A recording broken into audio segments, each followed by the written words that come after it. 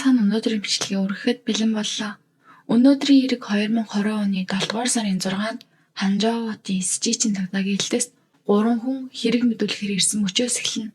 Тэднийг дагуулж явсан хүн бол Шүү Гоули гэх хэрэг байлаа. Тэр цагдаад маш тайван юу ч болоогүй мэт өнгөөр ярьж байсан ч түүний хэлсэн зүйлс үнэхээр хачирхалтай байв.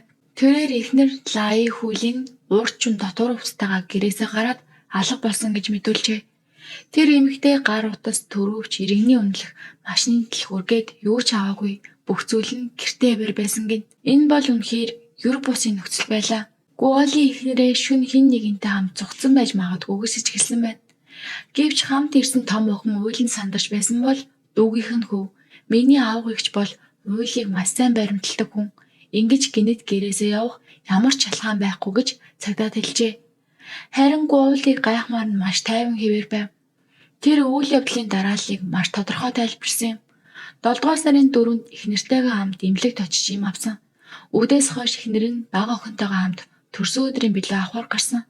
Оройн гэр бүлээрээ охиныхоо төрсөн өдрийг сайхан тэмдэглэжээ. Тэгээд 7 дугаар сарын 5-ны шөнө 12 цаг 30 минут үед Гоули хэлэхдээ тэр шөнө унтаад сэрэхэд эхнэр нь орон дээрээ тайман унтаж байсан гэжээ.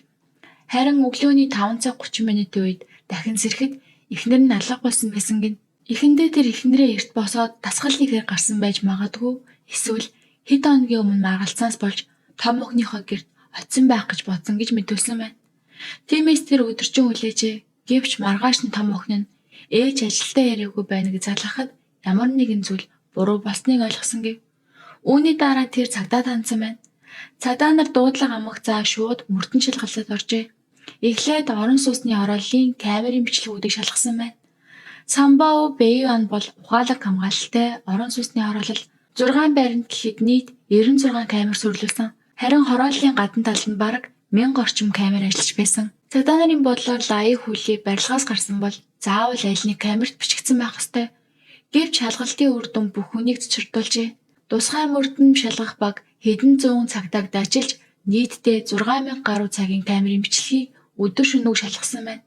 Нүд нь улааж нэг бичлэгийг дахин ухрааж секунд бүрийг нэгтэлжээ. Ингэж шалгасаар тэд нэг зүйл хөрсөн юм. Камерын бичлэг дээр Лаи Хүли хамгийн сүүлд 7 дугаар сарын 4-ний өдрийн 5 цаг 3 минутад гарч ирсэн байлаа. Тэр үед тэр бага охинтойгоо хамт инээмсэглэн төрсөн өдрийн билүү байрсаар цахилгаан шатанд сууж байгаа нь харагдсан юм. Харин түүнээс хойш түүний дүрс ямар ч камер дээр дахин гарч ирээгүй байлаа. Тэр эмэгтэй барилгаас гараагүй, газар доорх машины цогцолрогч ороогүй, хорооллын өөр гарц хаалгаарч яваагүй. Эрүүл саруул хүн гэрээсээ гинэд ямар ч улам мөргөө алга болсон байлаа. Энэ хэрэг үнэхээр хачирхалтай санагдсан. Хэвлэл мэдээлэлээр цэцэгдмэгц уус даяар анхаарал татаж мөрдлөг өргөжөв. Интернет хэрэглэгчид Шерлок Холмс шиг хорооллын газрын зураг, камерын байршлыг нэг бүрчлэн шалгаж эхэлжээ. Камергүй шатны англиар альтраад унсан юм биш биз гэсэн таамаг гарсан ч шатны орц бүр камер байсан тул боломжгүй байв. Газар доорх машины зогсоолоор орж камергүй эсгийг ашиглан хашаад авсан юм болов гэсэн таамаг хүртэл гарсан. Гэвч 53 настай эмэгтэй 2 м өндөр хашааг давж чадна гэж үү. Цагдаа нар түүнийг олохын тулд хорооллын ойролцоох хиймэл нуурын усыг хүртэл шавхаж үзсэн ч юу ч олдоогүй. Мөрдөн шалгалт мухардал орж эхэлсэн байлаа. Лаи Хүлигийн алга бололт улам бүр тайлбарлахын аргагүй болж байв.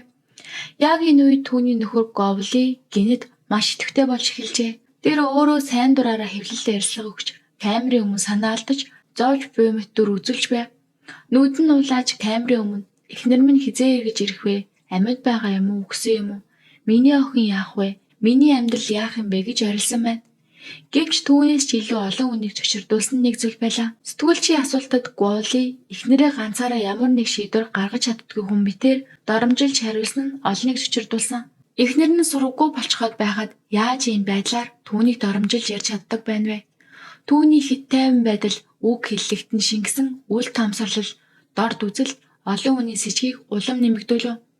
Ингэж аажмаар уурын амьсгал өөрчлөгдөж захим орчимд хүмүүс энэ эргийг мэдүүлсэн нөхрийг нь сэжгэлж эхэлсэн юм. Цагдаа нар анх түүнийг сэжигтнээр нэрлэхэд Лаи Хүлигийн төрсөн дүү бүр охин нүртэл толгой сагсран тийм байх ёсгүй гэж хэлж байсан юм. Тэд үнэхээр гаднаас нь харахад их ивтэй хос байжээ.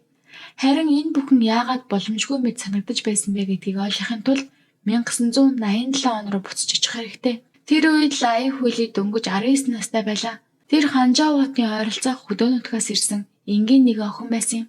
Түүний аав хэд хэдэн байртай байж тэдний нэгийг нь амьдрал ахуй тааруу хөдөөний нэгэн залууд түрээслүүлсэн байжээ. Тэр залуу нь тухайн үед 22 настай Говли байв. Говлигийн гэр бүл туйлын ядуу байсан. Тэр 4 настайдаа ээжээсээ салж аав нь ганцаараа 3 хүүхдээ өсгөжээ. Дунд сургуулаа төгсөөд цэрэгт явж барилга дээр ажилласан байна.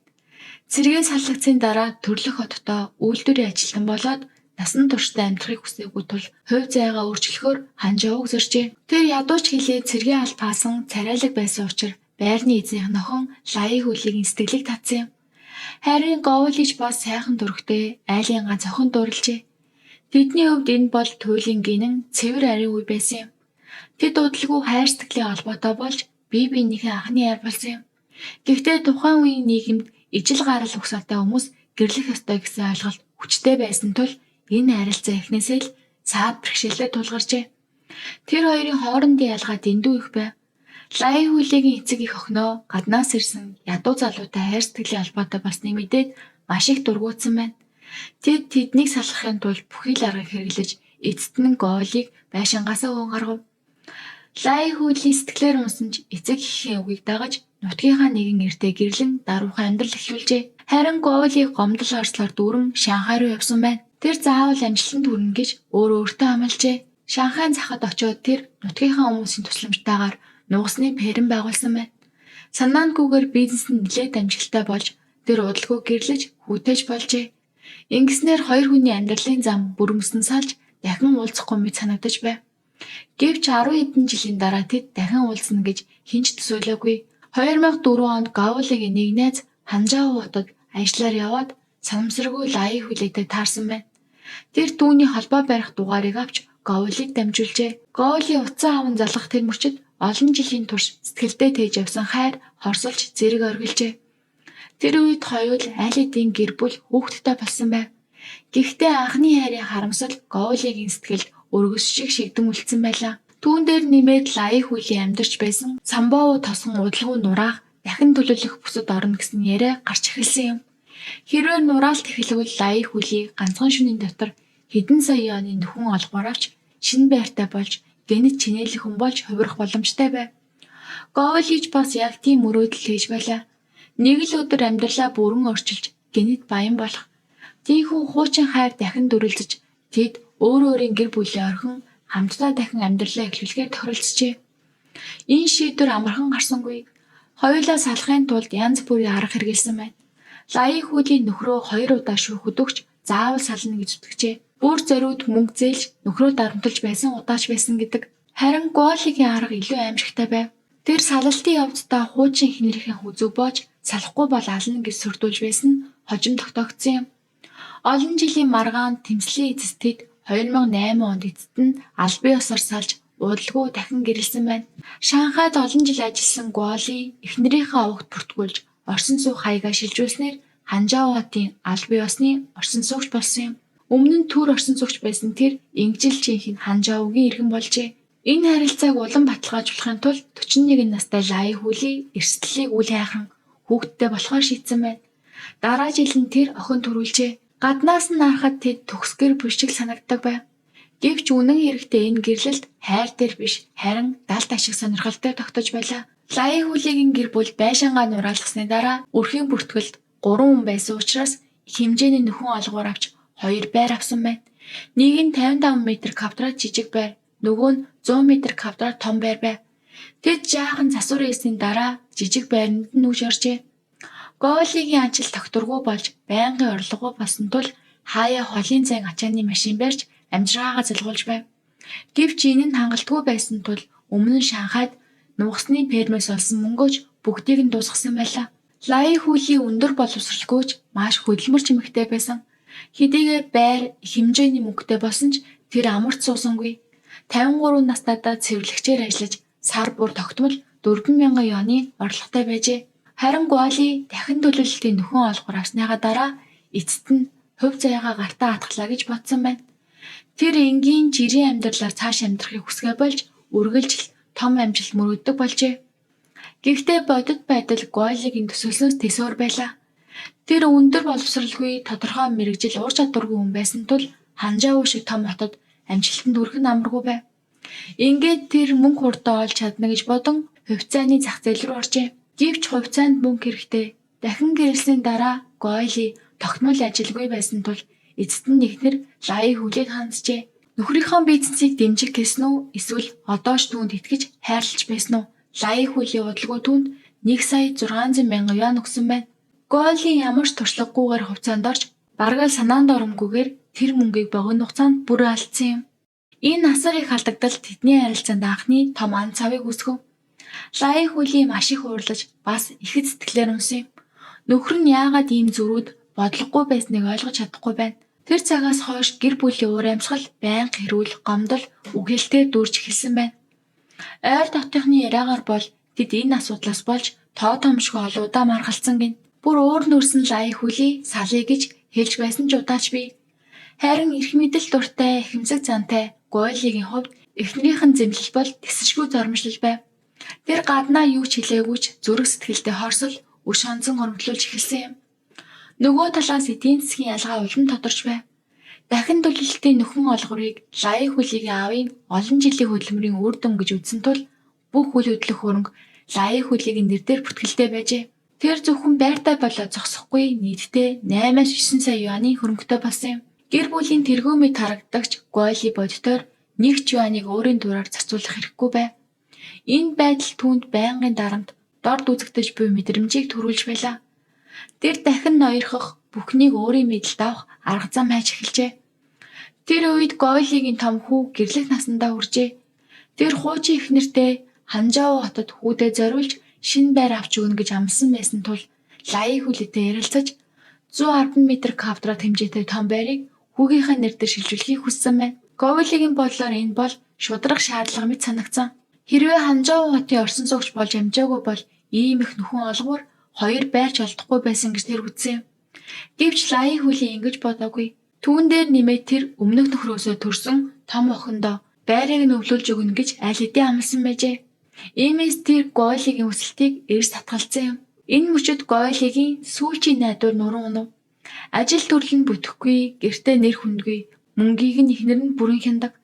Тэр найз нартаа сална гэж хэлсэн ч тэд болиулахыг оролдсон байна. Анхны ихнэртэй хинэгэнд буруу зүйл хийсэн шүү дээ. Одоо дахиад тавтах уу? Чи буцаж чадахгүй. Салвал хоос үлдэн том хотод олон жил зүтгэж олсон бүхний алдна. Эцэст нь хүмүүс чамайг шоолно гэжээ. Энэ амьсгаа тавчдуулсан цаадыг арилгахын тулд Гойлигийн толгойд аимшигтай бодол төрж эхэлсэн юм. Хэрвээ эхнэр нь алга болчихвол хэдэн жилийн дараа түүний бүх хөрөнгийг өвлөн гэсэн бодол байлаа. Ингээд тэр аажмаар маш нэг төлөвлөгөөг бодож эхэлжээ. 2020 оны 7 дугаар сарын 4-ний өдөр Гойли эхнэр Лаи хүлийтэйг хамт эмнэлэгт очижээ.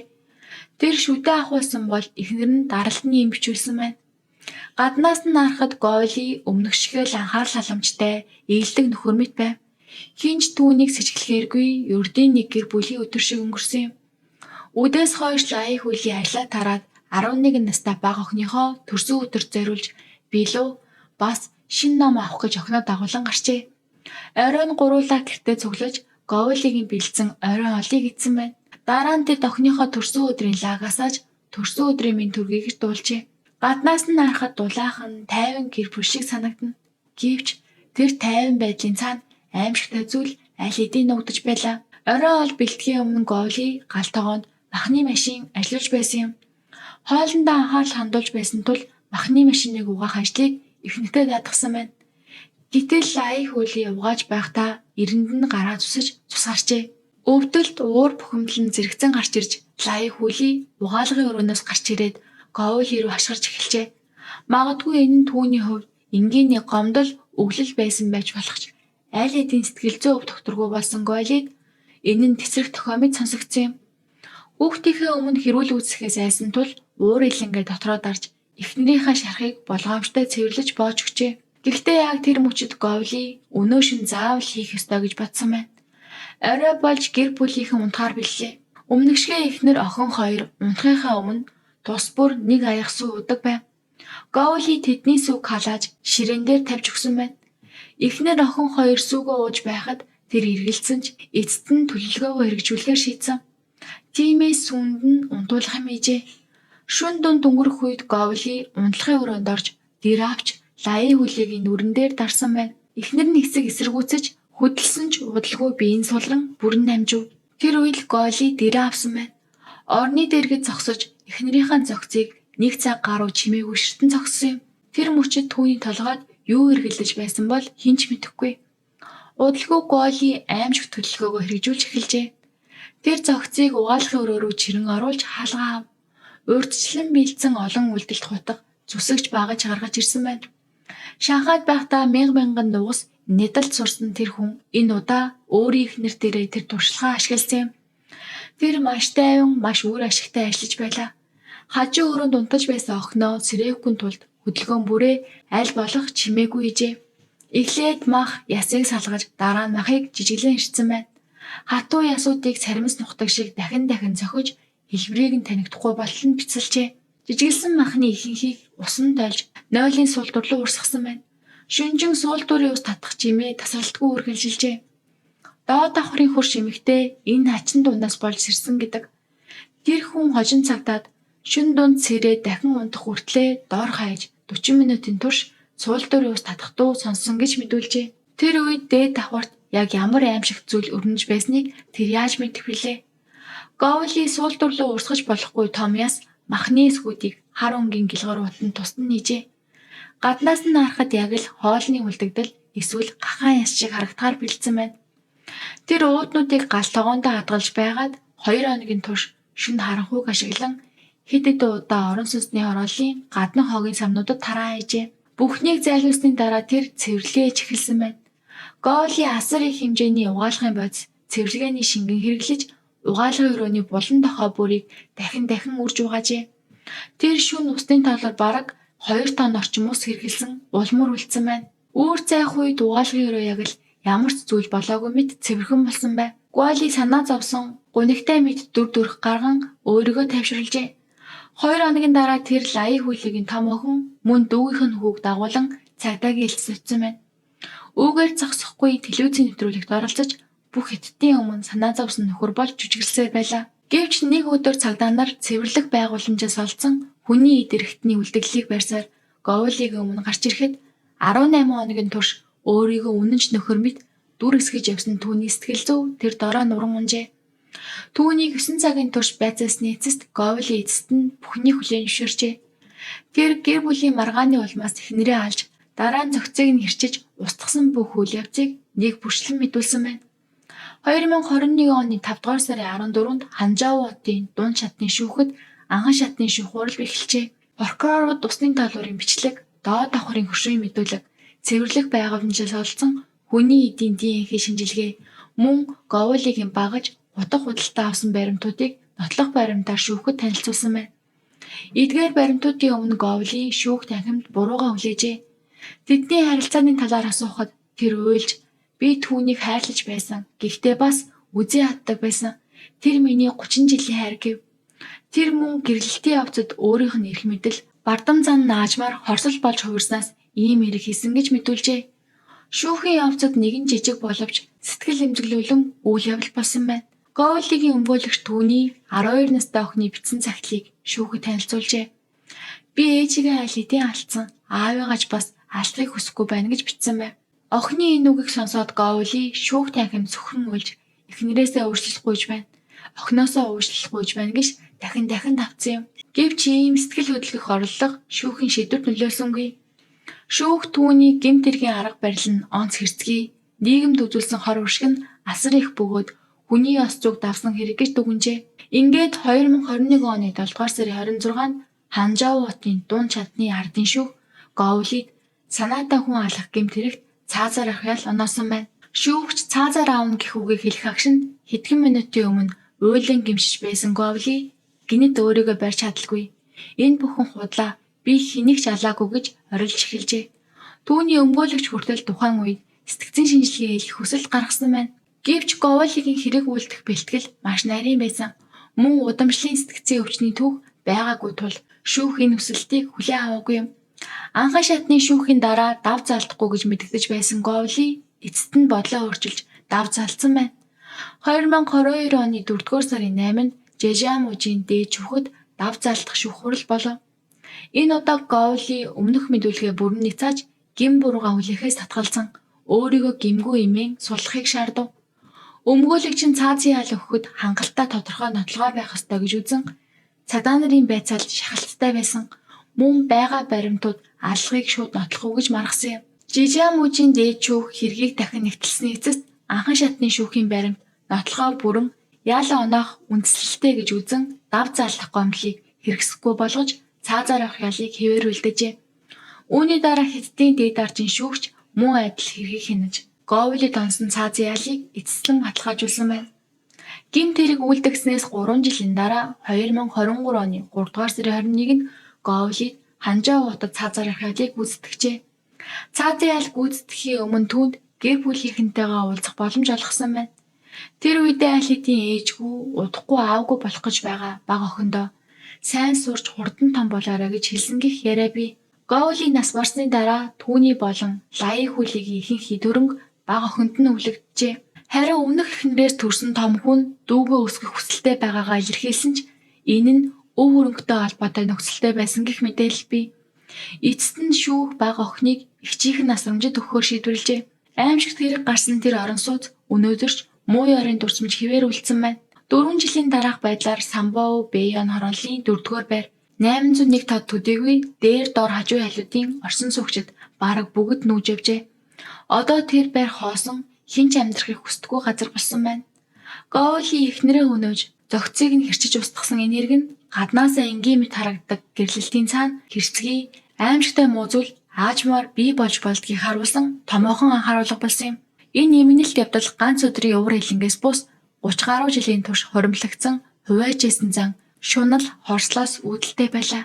За өнөөдрийн бичлэг маань нүрээ дуусаж байна. За ингээд та бүхэнд дуулгах бас нэгэн мэдээлэл байна. Солонгост байгаа монголчуудад зориулж SK Magic компани ус цэвэршүүлэгч, агаар цэвэршүүлэгчийг визтэй хүн болгонд холбож өгч байгаа юм. Та бүхэн холбогдохыг хүсвэл T10 5801 5087 гэсэн утсаар холбогдоод мэдээлэл аваарай. За ингээд дараагийн бичлэгээр уулзцгаая. Баяртай.